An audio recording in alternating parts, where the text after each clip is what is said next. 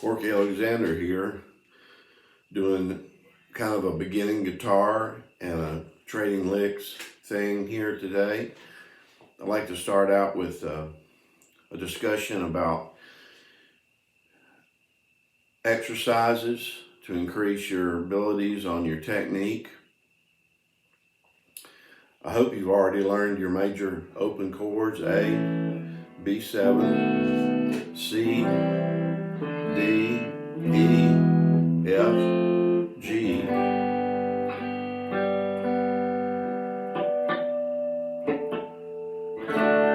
So, I wanted to talk about generally learning to play the guitar. In the 60s, mid-60s, or late 60s, we heard about Jimi Hendrix, waking up in the morning, laying in the bed with his guitar around his neck in the bed. And we were reminded that that time spent with the instrument, there's no substitute for it. So some of us, me included, in the late 60s and early 70s would do just that. I mean, we'd sit there, lay on our backs, and sometimes play to records, to LPs, and so in my case, it was a Fender Stratocaster like this one, but it was sunburst and it was an older model that I had gotten for $195. Can you believe it? So learning how to play, that was not my first electric. My first electric was a Gibson Melody Maker. But my second one was a Stratocaster. And I've been partial to a Stratocaster ever since, even though I played several decades on a Telecaster, okay? But time spent with the instrument is so important for your hands to become familiar with where the notes are. The only formal instruction class I've ever attended on guitar was Steve Morse in Atlanta, Georgia. You might know that Steve Morse is the founder of the Dixie Dregs and presently is a lead guitar player in Deep Purple. He's a great fusion player, but he suggested certain simple exercises that you can do while sitting on the couch watching TV or whatever. This is one that utilizes a pull off and a hammer on, kind of. I'm on the high E string, 3rd fret, and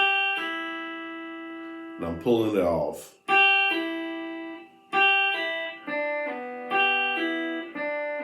I go the E string, I pull off the 3rd fret. Then I go to the B string and pull off the 3rd fret. And then I'm alternating my picking by going upstroke on the E, downstroke on the B string,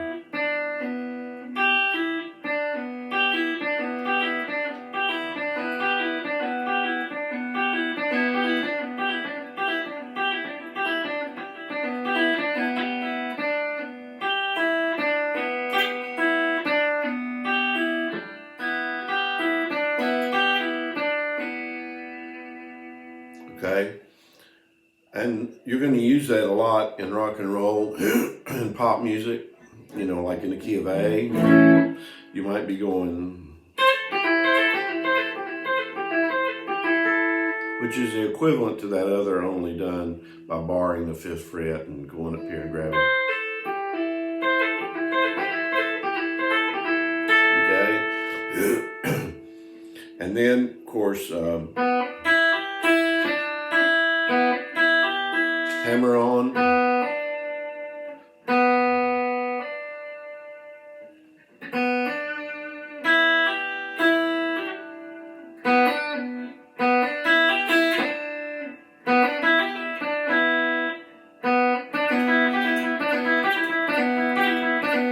I'm doing a pull off there on the 3rd fret of the B string. Then pull off on the 3rd fret of the E string. And I'm also throwing in a little open string there.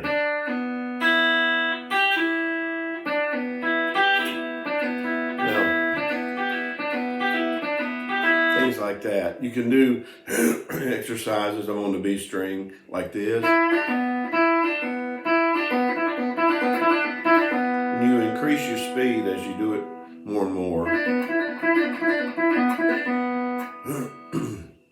We first heard this Jimi Hendrix do this.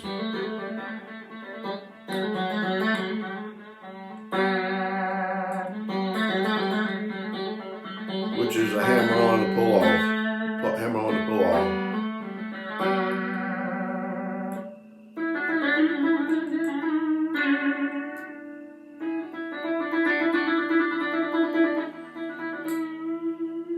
But Les Paul probably was the first one to do those kind of hammer-ons. A good Santana one is up on the high E string, up on the 12th fret, 5, 6, 7, 8, 9, 10, 11, 12.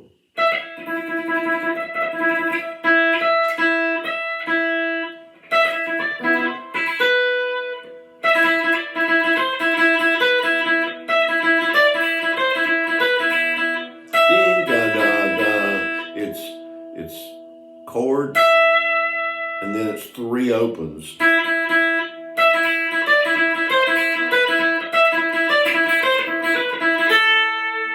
Like that.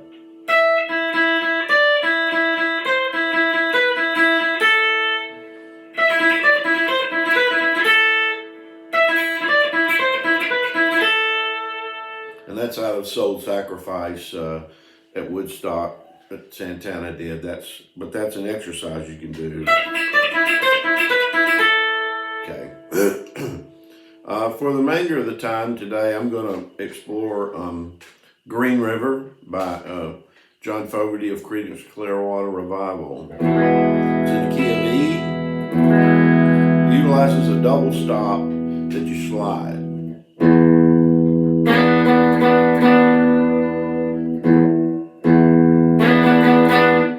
That's a sliding double stop that it looks like that, leaving the high E open.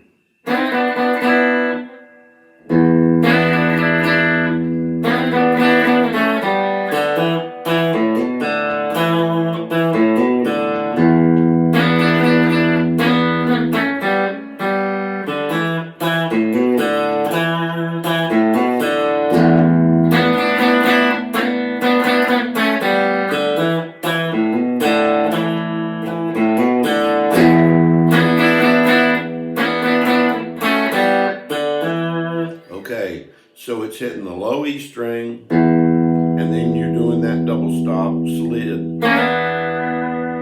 The B string's on the 3rd fret, G string is on the 4th fret. Real important to learn this. You'll use it all over the place.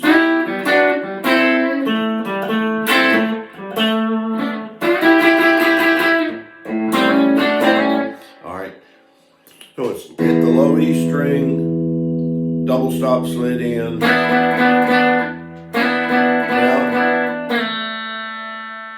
downward slide on the G string, the 2nd fret, open D, hammer in the E note, do the same thing on the A string, open D,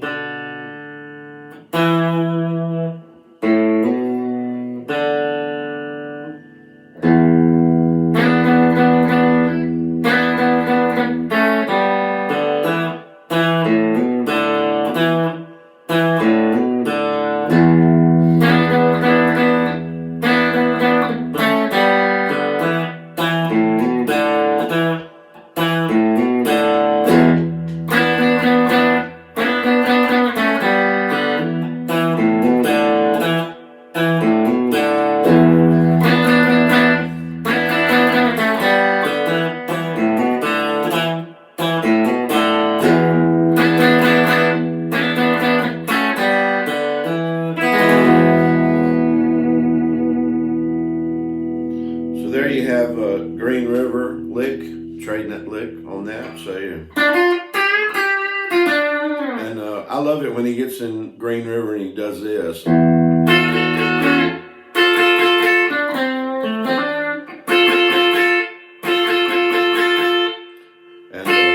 that double stop I use a lot. We're in the key of 8.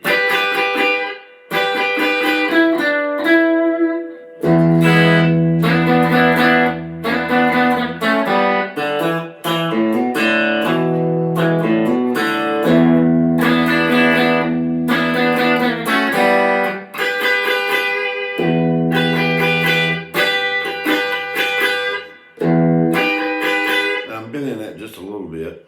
I'm on a high E string on the 12th, on the 7th fret. I'm using my B string on the 8th.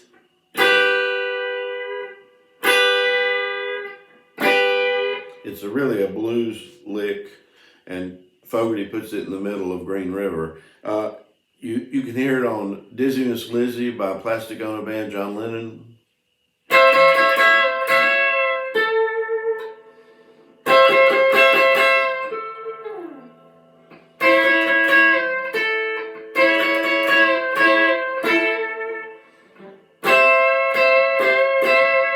And then in the blues world, you fool with this right here. Or in E.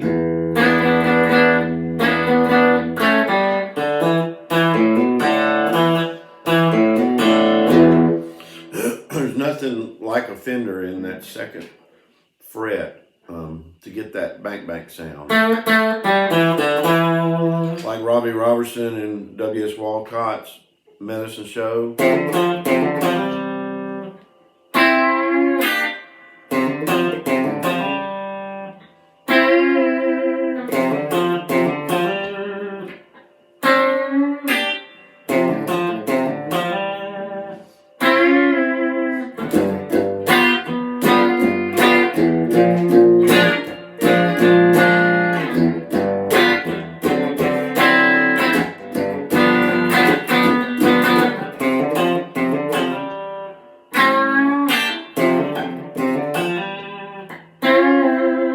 Those are double stops that I'm bending.